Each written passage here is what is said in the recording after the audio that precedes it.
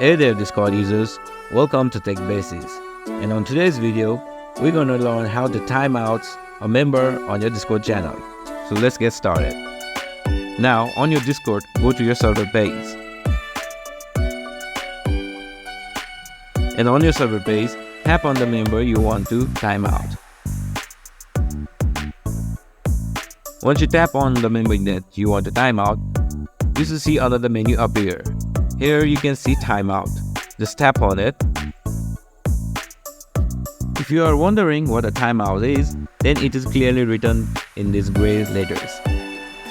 Now in this page, you can choose the duration of your timeout, and you can even put the reason for your timeout. After you have put in your duration and your reason, if you want, you can just press on timeout. And the person is timeout on this server. And that's it for how to time out someone on your server. If you have any question or run into any trouble, leave a comment below and I'll try my best to help you. Be sure to like this video and subscribe to my channel for more tech tips. And don't forget to hit that notification bell so you never miss a video. Thanks for watching.